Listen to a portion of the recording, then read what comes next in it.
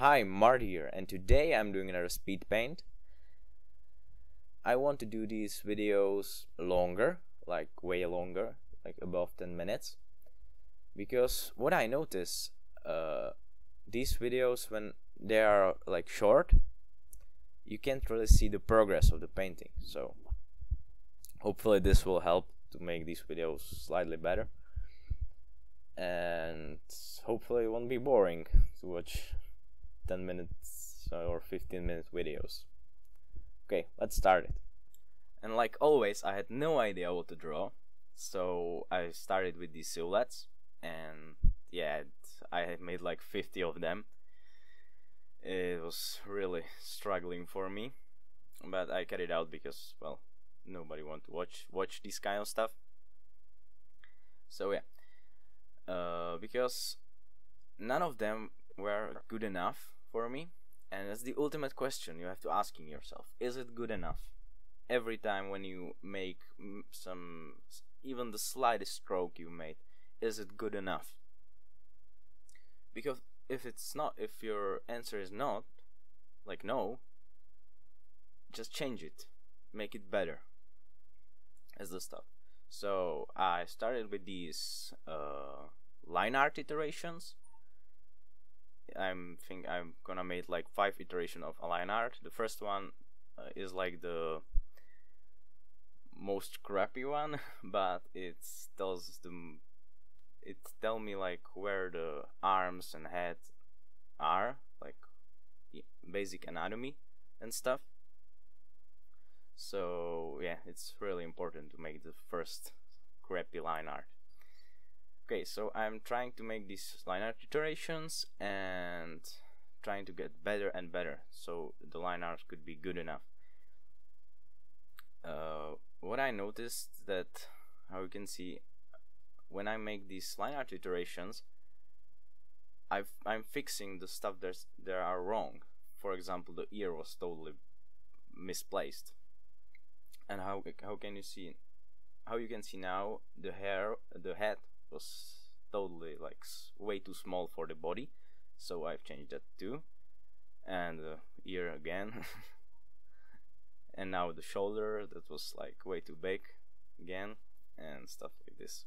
So every iteration you made, like in line art, you can change something what looks bad and stuff.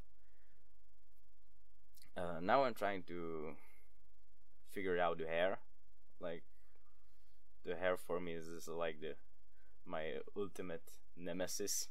I never understand it.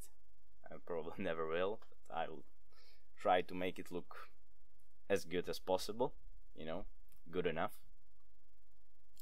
So yeah, and this is the final line art, the one that I'm just using the single strokes, and there has like no chicken scratching, just it has to be as clean as possible.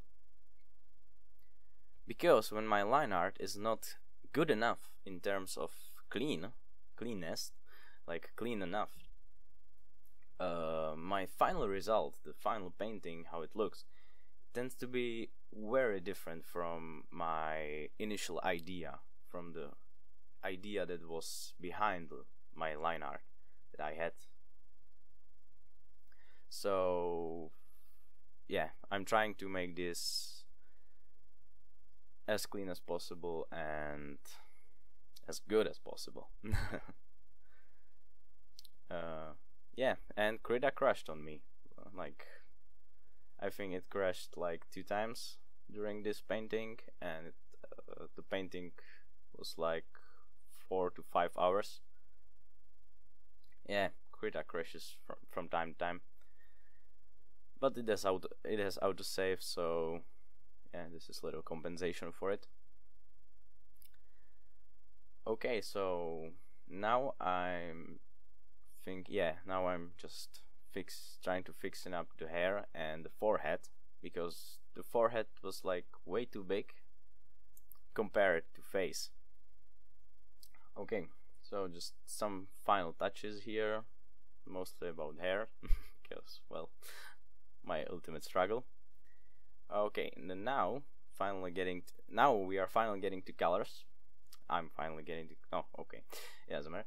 How you can see what I'm doing here is I put this gradient on the background of my image just to define some color foundations, because the colors becoming colors after you put them in some context.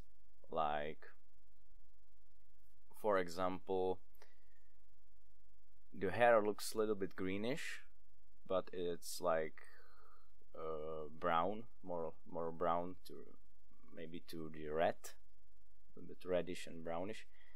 The same stuff is in the dress. They also look like green, but if you took like eyedropper and try to color, it's actually way purple with really low saturations to it. Okay, now yeah, so always put your colors in context. Never paint on a white background, because this will really mess up your painting and colors and values and everything. So always put something on the background when you paint. Okay, now I'm just working on face, just trying to figure it out, the basic values and some highlights and stuff, just to figure out the light. Now I'm working on the eye and I'm trying to add some highlights and reflections to make the eye a little bit pop out, just to add some contrast to the face so it doesn't look that flat. Okay, now I'm just messing up with some other stuff. Yeah, the hair, this is like always I don't know what to do. And what I noticed in the last few weeks maybe, that when I look at my older paintings, I never noticed it until now, but I have real problem with contrast. I don't use enough contrast in my paintings. They look like flat and like monotone. I hope this is the right English word for it. Yeah, probably monotone. And yeah, so I tried it to add more contrast into this painting. You will see at the end that it worked pretty well actually. Okay, so now I'm trying to add like light to the hair, but I figured out that this is not the right thing to do later on. That the hair should be more darker to add the contrast, but I will figure out this later. You will see. Okay, now just basic shading on hand, and yeah, and now just this little rim lighting from the bottom, just to add some kind of like the second light from here, and it will all make sense because right now I'm working on the background and you will see some light sources. I don't know, with the background I got like this crazy abstract underwater, God knows what, but something like that. And this brings me to the colors in painting, and one thing in particular, and this is like almost the most important thing when it comes to colors, and that is the ultimate battle between warm and cold colors in your painting. Because if you have these two in balance, it doesn't really matter what painting it is, it will look good, just good, because people will think that there's like this, I don't know, likeness in it when it comes to this.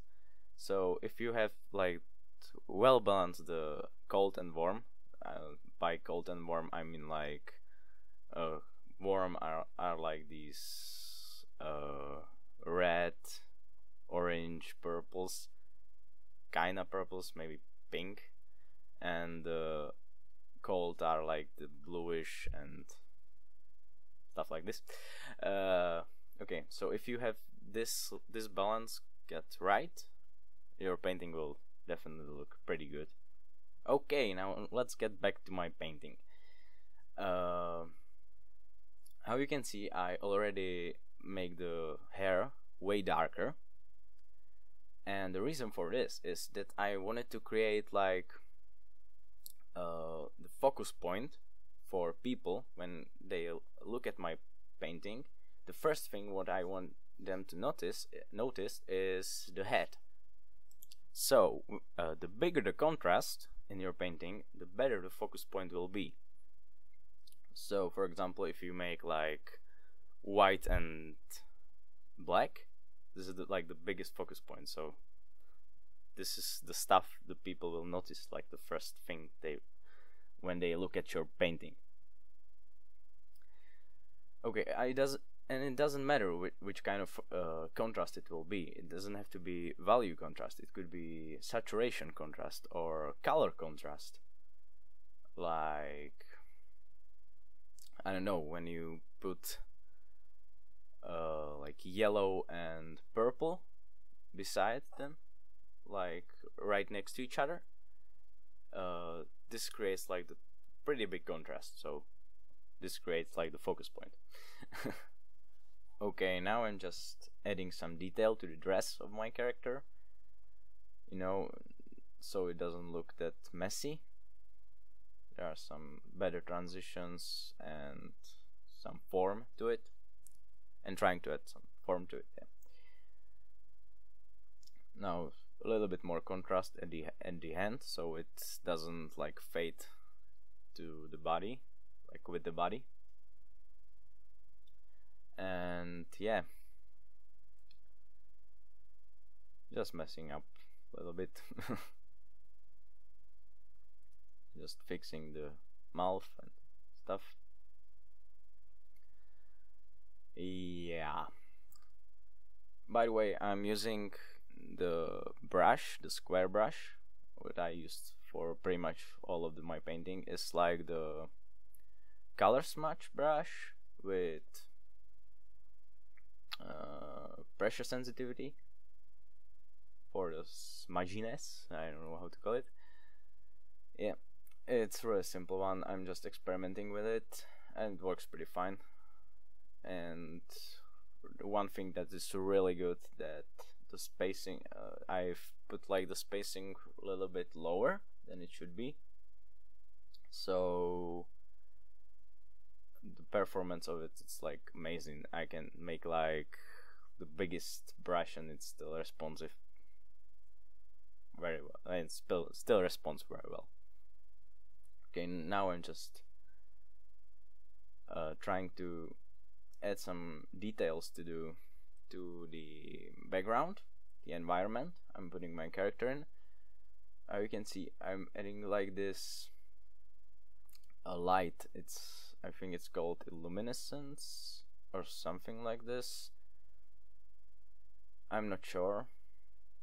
That's how it's called right now. Okay, this is just this like a little bit glowing from the background. By the way, if you are struggling with colors and light and stuff like this, there is this one book that is like really good for this, and it's called, I think, Color and Light from James Gurney, which is, by the way, the author of Dinotopia. If you know this novel, I will probably put some link in the description of this video so you can check it out. And it's really well written, and it's like I never see a better book about this particular theme. Okay, so now I'm just finishing this and adding some more details, and well, I have nothing else to say. So thanks for watching, hope it helped, and see you soon. Bye.